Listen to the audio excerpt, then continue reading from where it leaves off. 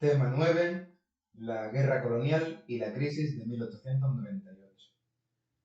Básicamente, este tema es muy cortito, bastante breve, y ya sería el que pone fin al siglo XX cronológicamente, y realmente es un tema que incluimos, temporalmente hablando, en el tema de la restauración, ¿vale? La guerra colonial y esta crisis de 1898 cronológicamente ocurren durante la restauración, durante el último periodo de gobierno de Sagasta.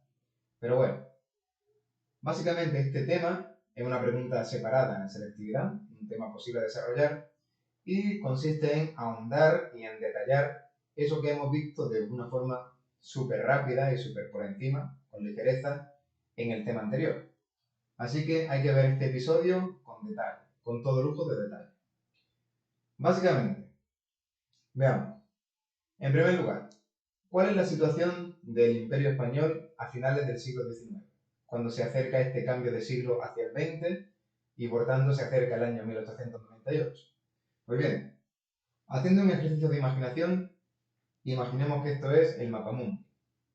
En la época, el antiguo Imperio Español, que, bueno, en tiempos de Felipe II no se ponía el sol, etcétera, etcétera, ya sabemos que toda Latinoamérica se ha independizado de España durante esos funestos años de reinado de Fernando VII, y por tanto en la época, bajo Alfonso XII y la regencia, solo le quedan a España como posesiones coloniales Cuba, en el Caribe, Puerto Rico, también en el Caribe, las Islas Filipinas, en el Pacífico, y alguna otra isla diminuta como Guam, las Marianas o las Carolinas, perdidas también en la Polinesia. Por tanto, nuestro imperio colonial se reduce ya prácticamente nada, un par de archipiélagos repartidos por el mundo. España, hay que decirlo, en la época es una potencia, un país de tercera categoría o de cuarto orden.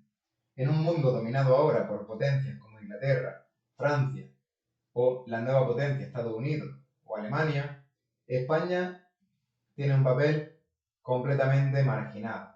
Somos un país atrasado, sin industrialización, con una economía muy pobre y sobre todo con un sistema político corrupto, inestable, falso, en fin, arcaico en todos los sentidos. Y por tanto, en el panorama internacional no somos nadie, básicamente. Estamos completamente aislados internacionalmente. Esto significa que las nuevas alianzas bismarckianas, las alianzas que ha creado el canciller alemán Bismarck para evitar guerra y tejer distintas alianzas en Europa y mantener el continente en paz, no han tenido en cuenta para nada a España.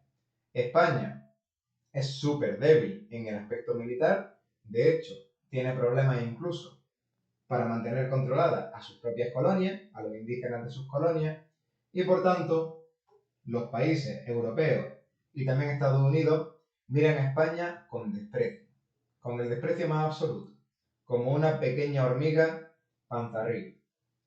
Bien, además de todo esto, el gobierno español en estas colonias, pequeñas colonias que nos quedan, es absolutamente desastroso.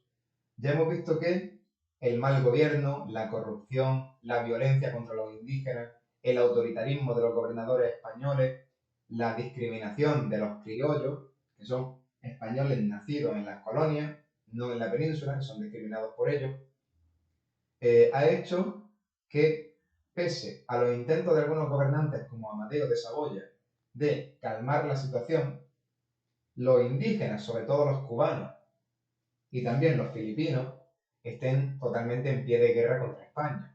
Hemos tenido una guerra de 10 años, de 1868 a 78, que al final España ha conseguido ganar, pero gastando muchísimos recursos para mantener aplacados a sus colonos cubanos, y ahora, otra vez, los cubanos y los filipinos están rearmándose para hacer un nuevo intento de su independencia. ¿Qué nueva potencia va a dar ánimos a estos independentistas, sobre todo cubanos?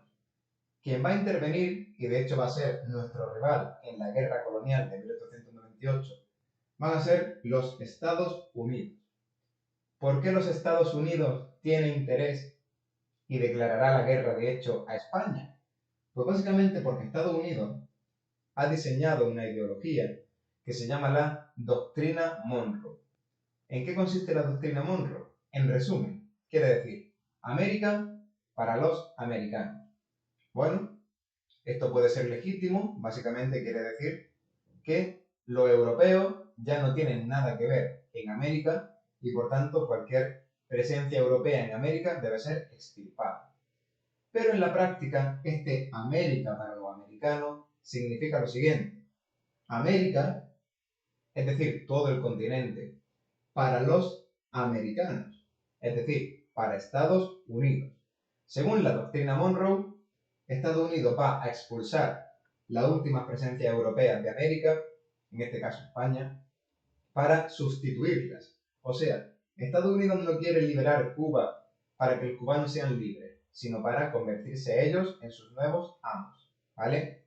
Eso es la doctrina Monroe y por eso Estados Unidos se meterá en el asunto de Cuba. En fin, esta es la situación.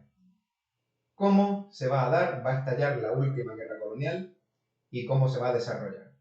Pues básicamente, las causas, insistiendo en esto.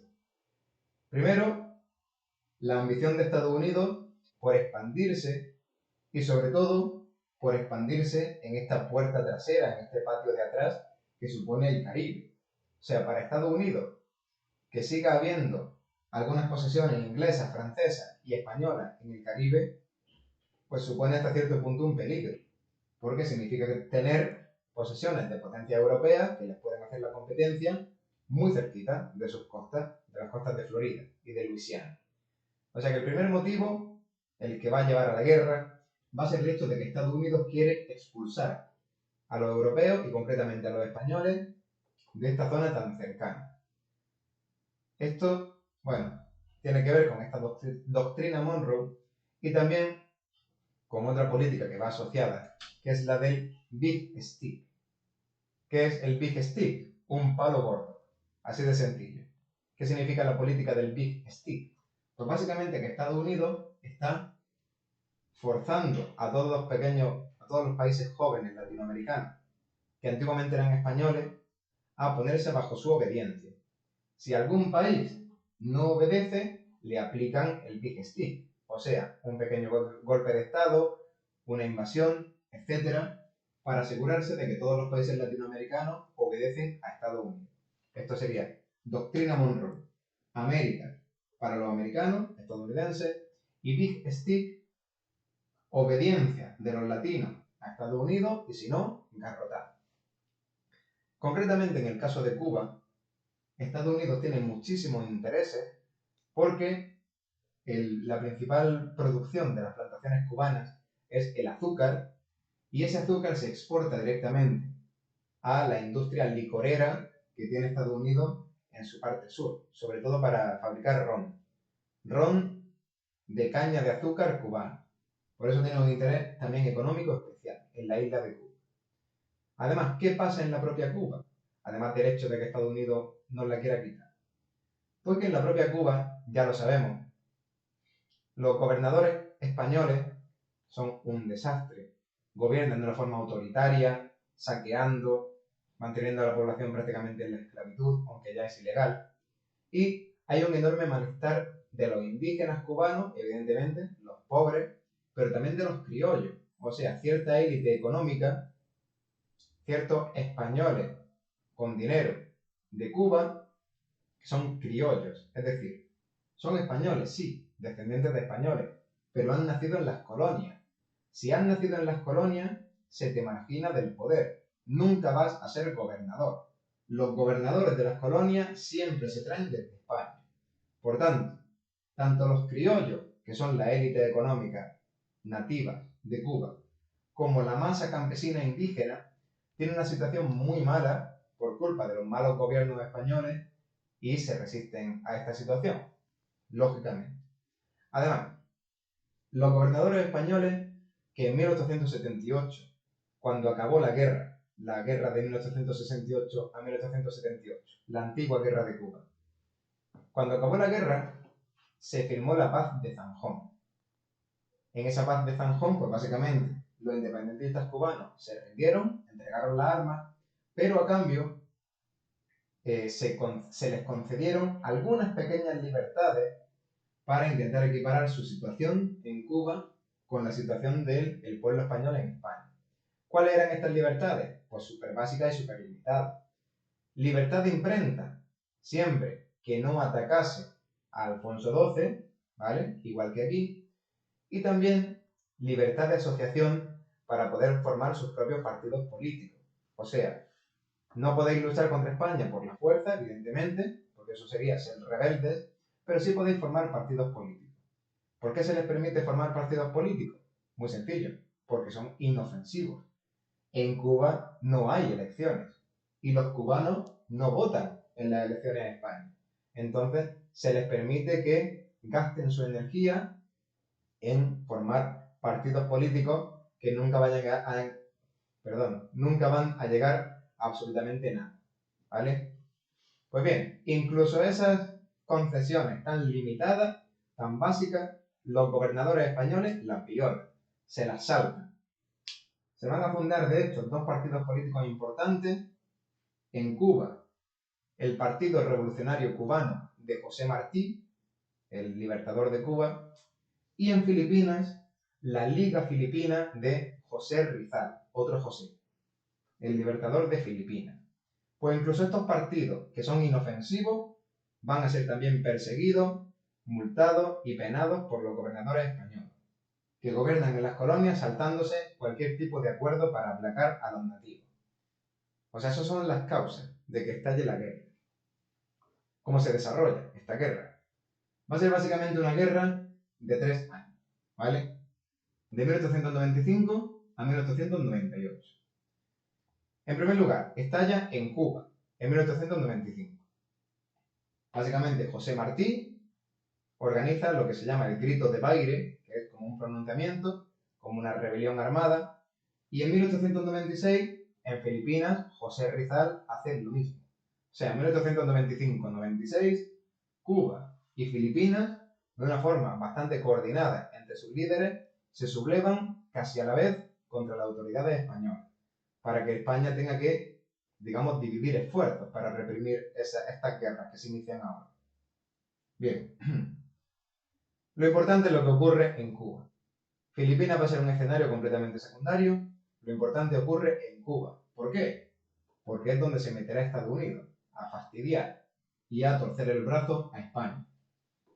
Básicamente, ocurren un par de etapas diferenciadas. En primer lugar, entre 1895 y 98, básicamente en Cuba va a haber una guerra de guerrilla. José Martí lucha con guerras de guerrilla porque son campesinos, sobre todo guerrilleros, no pueden enfrentarse en campo abierto con los españoles, entonces hacen guerra de guerrilla. Y frente a él se va a situar primero a Martínez Campos, ya sabemos, ese general destacado que acabó con la Primera República, y luego, como Martínez Campos no es capaz de reprimir a los cubanos con la suficiente dureza y efectividad, se trae al nefasto Valeriano Weyler. Valeriano Weyler va a ser el comandante de las tropas españolas y gobernador de Cuba durante esta guerra, y básicamente va a desarrollar un invento español completamente inefable e infame, que son las trochas. ¿Qué son las trochas? Son campos de concentración. ¿Cómo funcionan estos campos de concentración? Sencillo. Valeriano Weyler piensa, con buena lógica, si los guerrilleros pueden mantenerse en la selva y atacarnos de vez en cuando a las tropas españolas, es porque los campesinos de las aldeas les dan comida, les esconden cuando los perseguimos, les dan suministros, les dan información, ¿vale? Por tanto, ¿cómo hacemos para luchar o matar de hambre a los guerrilleros? Pues cogemos a todos los campesinos de las aldeas y los metemos en campos de concentración, en enormes cárceles al aire libre. Esa es la idea magnífica de Valeriano Weyler. Para evitar que los campesinos den alimento a los guerrilleros, los metemos a todos en una enorme prisión, ¿vale? Imaginad lo que supone esto para la población cubana. O sea, muchos de los cubanos que no se habían decantado por un bando ni por otro, al estallar esta guerra, que simplemente son gente de paz, que quieren vivir como buenamente les dejen, ahora que las autoridades españolas los arrancan de sus casas, le acusan de algo que no han hecho, colaborar con los guerrilleros, y los meten con sus familias o separados de estas en campos de concentración, lejos de debilitar esto al movimiento guerrillero, lo que hace es reforzarlo. Porque mucha gente, muchos cubanos que no se habrían sumado a la lucha contra España, se van a sumar ahora, huyendo de la represión de Valeriano Huerta, que no tiene ningún tipo de sentido. Vale. Apoyo masivo de los cubanos a la independencia, por culpa de la política represiva de su gobernador, Valeriano Huerta. Por cierto, Estados Unidos, que ya ha decidido entrar en guerra contra España, está buscando una excusa y a finales del 97 va a hacer una oferta económica. Ofrece a España 300 millones de dólares por la isla de Cuba y toda la infraestructura y todas las propiedades que hay en la misma. Evidentemente, aunque eso nos parezca y es una cantidad elevada, no suple ni muchísimo menos el valor que tiene la isla de Cuba. Por tanto, es una oferta económica que el gobierno español no puede aceptar. El gobierno español desagasta, rechaza esa oferta económica de Estados Unidos por Cuba. Entonces, Estados Unidos, decidido, como digo, a quedarse con Cuba y habiendo fracasado la idea de comprarla, lo que hace es decidirse a entrar en guerra contra España. Evidentemente, bueno, no puede ser una guerra en plan, esto es tuyo, lo quiero yo, te declaro la guerra. O sea, las guerras tienen que justificarse o legitimarse de alguna manera para que, o sea, imaginad, si a Estados Unidos le da por invadir posesiones europeas, ahí quizás sí, algunos otros países europeos como Inglaterra y Francia puedan alertarse y decirle que se esté quieto. Entonces Estados Unidos necesita lo que se llama un casus belli, es decir, una causa legítima, una provocación por parte de España para que Estados Unidos pueda declararle la guerra. Para esto va a organizar la farsa del acorazado Maine. ¿En qué consiste la farsa del acorazado Maine? A principios de 1898. Básicamente el acorazado Maine es un barco de guerra estadounidense que en una de sus patrullas por el Caribe pues anuncia haber sufrido una avería en los motores. Dado que Estados Unidos y España siguen en paz, pues el Maine pide permiso al puerto de La Habana para entrar al puerto de La Habana y hacer una serie de reparaciones para poder seguir navegando. Como digo, dado que ambos países están en paz, se acepta que el Maine entre en el puerto de La Habana para reparar su motor. ¿Qué pasa con el Maine una vez está ya dentro del puerto? ¡Boom! Explota, explosiona. Se va al fondo del puerto con un agujero enorme en el casco y con 200 marineros estadounidenses dentro.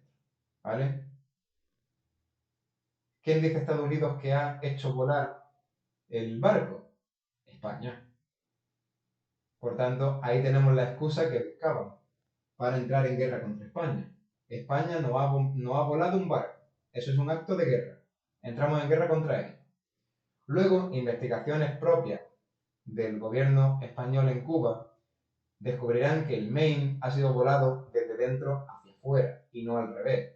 Por tanto, la bomba que lo hizo estallar se colocó en su propia bodega. Fue colocada por los propios oficiales estadounidenses que además salieron del barco. La bomba explotó, se llevó a los marineros al fondo y ellos sobrevivieron. Pero ya sirvió como causa para que Estados Unidos entrase en la guerra. Y bueno, en el momento en que Estados Unidos entra en la guerra, se acabó la guerra. La flota española es anticuada, es pequeña, es débil y va a ser completamente destrozada en 2 batallas navales. En Santiago de Cuba, la escuadra que protegía a Cuba y en Cavite, la escuadra marítima que protegía Filipinas. Es verdad que en tierra el ejército español resiste mucho más contra las invasiones estadounidenses, como el caso de los últimos de Filipinas, que son una pequeña guarnición en Filipinas de 40 hombres que se niegan a rendirse, incluso después de que se firme la paz, pero España es completamente aplastada. En cuestión de muy poquitos meses, con un par de batallas solas, navales, España es completamente arrasada y, por tanto, pierde la guerra. España se va a rendir, no nos queda otra. En diciembre de 1898, España se rinde y se firma la Paz de París. ¿En qué términos se firma la Paz de París? Pues básicamente España acepta su derrota total contra Estados Unidos, le entrega a Estados Unidos las Islas Filipinas, la isla de Puerto Rico y la isla de Guam y concede la independencia a Cuba. Concede la independencia a Cuba. O sea, va a ser un país independiente. ¿Pero va a ser libre? Evidentemente no. En cuanto Cuba sale del control español, entra en el control de Estados Unidos y va a seguir teniendo gobiernos títeres de Estados Unidos hasta la revolución de Fidel Castro en 1959.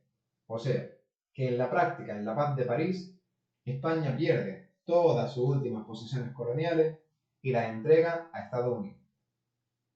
Por cierto, al año siguiente, como anécdota, unas cuantas islas diminutas que le quedaban a España en mitad del Pacífico y del Índico, que son las Carolinas, las Marianas y Palaos, básicamente bases navales que no valían para casi nada, las va a vender España ya por lo que le quieran dar, porque no sirven para nada, son últimos restos del imperio colonial, que solo sirven para recordarnos que hemos perdido todo lo demás, y por tanto las Marianas, Carolinas y Palaos se venderán a Alemania, que es la interesada en comprarlas.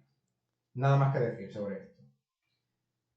Consecuencias de esta desastrosa guerra de Cuba, y por tanto lo que se va a llamar el desastre de 1898 o la crisis de 1898. Pues en primer lugar, consecuencias económicas. Evidentemente, consecuencias inmediatas que son negativas para la economía española. Se pierden los mercados coloniales, se pierden todas las propiedades españolas que había en esas islas que nos ha quitado Estados Unidos y los gastos de la guerra han aumentado muchísimo. Hemos tenido que mandar flotas, hombres, soldados, etc. Y eso ha hecho que España pierda dinero. Pero, ojo, a medio y a largo plazo, las consecuencias económicas para España de perder sus últimos restos del imperio colonial van a ser positivas. ¿Por qué? Primero, por la repatriación de capital. ¿Qué significa repatriación de capital? Pues básicamente que las grandes fortunas que tenían algunos españoles en forma de mansiones, de esclavos, de plantaciones, de dinero contante y sonante, en las colonias, en el momento en que esos españoles ricos se dan cuenta de que la guerra se va a perder, los devuelven a España, ¿vale? Eso significa repatriación de capitales. Capitales que españoles tenían en las colonias regresan a España. El dinero vuelve a España y se va a invertir aquí. Y otra cosa más importante, va a cesar esa enorme sangría, esos gastos gigantescos que suponían para España mantener en Cuba y en Filipinas tanto a los gobernadores con salarios altísimos como sobre todo ejércitos. O sea, para mantener Cuba y Filipinas controladas teníamos que mantener continuamente ejércitos allí, pagando los gastos derivados. Los gastos derivados de mandar continuamente, imaginad lo que puede costar mandar un ejército no ya de España a Cuba cruzando el Atlántico, sino de España a Filipinas cruzando medio mundo. Esos gastos ya que se usaban para proteger o mantener el imperio colonial, ya no hay imperio colonial, ya nos quitamos de encima esos gastos, que eran enormes. O sea que consecuencias económicas a la larga no son del todo malas. ¿Y consecuencias políticas? Pues bueno, entre otras cosas, esa oposición política que hemos dicho, que está bastante debilitada y bastante desunida, ahora se va a ver reforzada. Además, coinciden en el tiempo muchas cosas malas para el sistema de la restauración.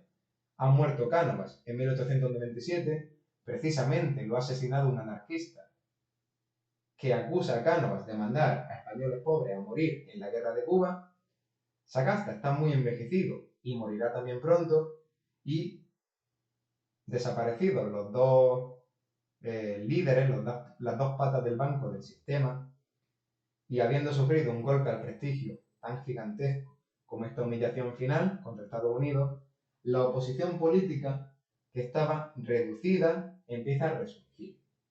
Sobre todo se refuerzan las alternativas a la monarquía de la Restauración, que serían pues los nacionalismos periféricos, el vasco y el catalán, los partidos republicanos y también el PSOE, el socialismo.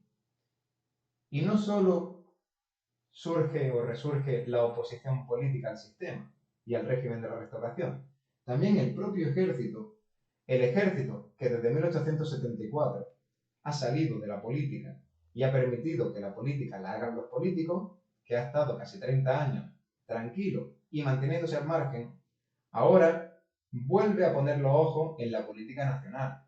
Básicamente, el ejército va a culpar a los políticos, principalmente Cánovas y Sagasta, de, por su mal gobierno, por sus malas decisiones, haber causado una derrota y una humillación gigantesca, como hacía tiempo que no ocurría para el ejército y la flota española. Por eso, tanto asciende la oposición política, los partidos de la oposición, como empieza a generarse un rencor muy claro del ejército hacia los políticos otra vez, y por eso en el siguiente periodo el ejército otra vez volverá a meterse en política, por la fuerza, evidentemente, tras este parón que ha supuesto estos 25 años. Y bueno, en general, como consecuencia social, va a haber un descontento generalizado con todo lo que es la política española, el atraso cultural, el atraso social que tenemos aquí, y todo este hartazgo de la situación de España, que no para de ser humillada en todos los frentes, porque es un país incapaz de modernizarse, es lo que va a dar lugar a este movimiento intelectual que se llama regeneracionismo, ¿vale? Esta va a ser la consecuencia quizá más importante del desastre colonial y la guerra de Cuba de 1898. Bien, pues en cuanto al regeneracionismo. El regeneracionismo, como bien indica su nombre, pretende regenerar, ¿vale? Limpiar, curar o incluso que vuelva a nacer un sistema político. Bueno, quieren reformar la sociedad y la política. ¿Qué critican los regeneracionistas? Que sobre todo son intelectuales.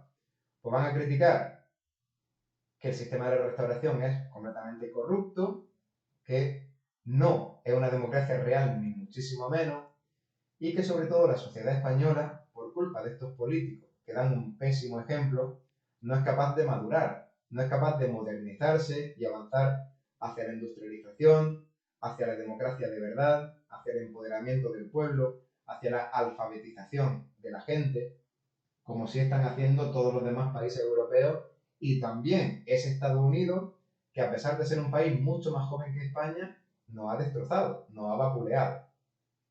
¿Quiénes van a ser los regeneracionistas?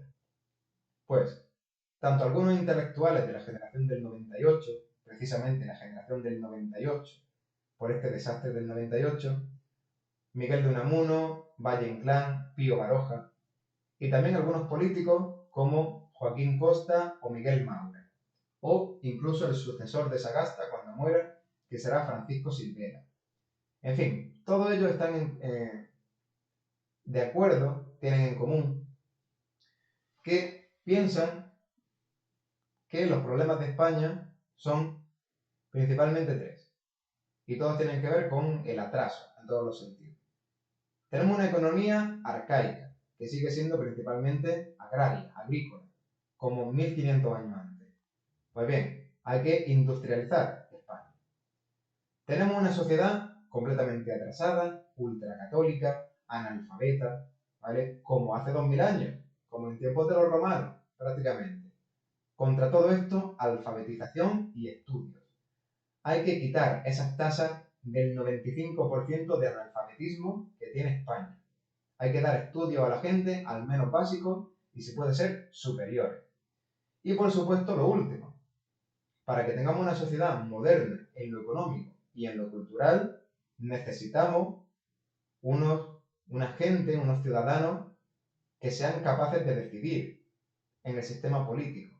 O sea, frente a la corrupción política y un sistema que no permite realmente que se exprese de verdad la voluntad del pueblo, democracia de verdad, ¿vale? Esos serían los tres pilares básicos, los tres caballos de batalla que identifican los regeneracionistas. Tenemos todos estos problemas que nos estancan en el pasado y tenemos que darle a todos la vuelta para saltar hacia el futuro. Esto se resume mucho en la crítica a esa mentalidad española que sigue obsesionada con el glorioso pasado imperial, ¿vale? O sea, en España todos seguimos pensando que somos los dueños de medio mundo, que somos los mejores y que nuestra sociedad y nuestra realidad no tiene por qué cambiar. ¿Por qué? Si los españoles, siendo así, hemos conquistado el mundo. Pues los regeneracionistas nos dicen que ese imperio evidentemente ya no existe y por tanto esa mentalidad imperial tampoco tiene que existir. Tenemos que hacer autocrítica, tenemos que olvidarnos de los ídolos patrióticos del pasado que no nos traen más que, en fin, atraso en todos los sentidos. Y esto se traduce en una frase famosa de Joaquín Costa, del político Joaquín Costa, que curiosamente es del Partido Liberal, o sea, es del partido que está gobernando, y aún así lo critica. Que es que este señor dice que hay que poner 7 clavos en la tapa del ataúd del Cid Campeador. Es decir, tenemos que coger a todos los ídolos patrios, toda esa obsesión con el pasado, con la gloria imperial, y enterrarlos bien hondo. España tiene que olvidarse de un pasado que no va a volver, Estados Unidos nos lo ha dejado bastante claro, y tiene que girar hacia el futuro, hacia un país moderno, limpio, alfabetizado y democrático. En fin, evidentemente, todas estas ideas son, como siempre, muy avanzadas para nuestra España. Esta idea regeneracionista, que pretende generar una nueva España mejor, van a calar muy poquito. O sea, algunos políticos del sistema, como Joaquín Costa, que es del Partido Liberal, o Miguel Maura, que es del Partido Conservador, estarán de acuerdo con el regeneracionismo, pero a la hora de aplicar medidas en esta dirección, lo intentará, por ejemplo, Francisco Silvela, que es el presidente del gobierno cuando muera Sagasta en 1902, se van a encontrar de frente con la oposición de todas las élites políticas. O sea, ni los partidos políticos, ni los monárquicos, ni el propio ejército, ni las clases altas y clases medias que vivían muy bien con este sistema, manteniendo al pueblo oprimido y olvidado. Nadie quiere la más mínima apertura. ¿Qué interés tienen los ricos, la élite, en que el pueblo se alfabetice, aprenda y entienda lo que estamos haciendo con ellos? Evidentemente ninguno. O sea que, por mucho regeneracionismo que defiendan los intelectuales, el régimen de la Restauración no se va a mover un pelo. Va a intentar mantenerse siempre igual, sin hacer el más mínimo caso a las voces críticas. En fin, todo esto va a hacer que, conforme avance el tiempo, ya en el reinado de Alfonso XIII, pues básicamente la Restauración se afiance o bueno, cierre filas y aunque cada vez más en España poco a poco el régimen de la Restauración, ya con Alfonso XIII, irá perdiendo más y más apoyo porque realmente la demanda de democracia y de alfabetización va surgiendo y calando entre el pueblo, la realidad es que el régimen de la restauración va a durar todavía muchísimo tiempo. De hecho, va a durar hasta 1923 o incluso podríamos decir que hasta 1930, porque Alfonso XIII es rey de España hasta 1930. ¿Cómo? Pues de cualquier manera posible. Si vemos que los partidos republicanos, que sobre todo son los que componen la oposición a este sistema monárquico, están ganando demasiado auge, hacemos cualquier cosa para mantener en el poder a Alfonso XIII y este sistema tan corrupto de la restauración, llegando incluso a instaurar una dictadura militar, la dictadura de Primo de Rivera de 1923 a 1930, que será la última etapa de la restauración propiamente dicha, con Alfonso XIII en el trono, y que será el tema siguiente que veamos. Pero bueno, en conclusión, esta idea regeneracionista está muy bien, sobre todo calan entre los intelectuales y entre algunos políticos, pero tienen muy poquito impacto real en el régimen de la restauración. Hasta que en 1931 se acabe de una vez por todas el reinado de Alfonso XIII y llegue la Segunda República, no se aplicarán de verdad estas medidas de limpieza democrática, alfabetización y modernización económica. O sea que todavía nos queda, después de acabar la restauración, entre otras cosas con esta guerra de Cuba, esta primera etapa, nos quedan otros 30 años con una situación igual en España, en la que poco a poco los partidos monárquicos van perdiendo apoyo y el clamor popular de la gente se va sumando a la idea otra vez de una nueva república que acabe con Alfonso XIII y con su régimen. Y hasta aquí este tema.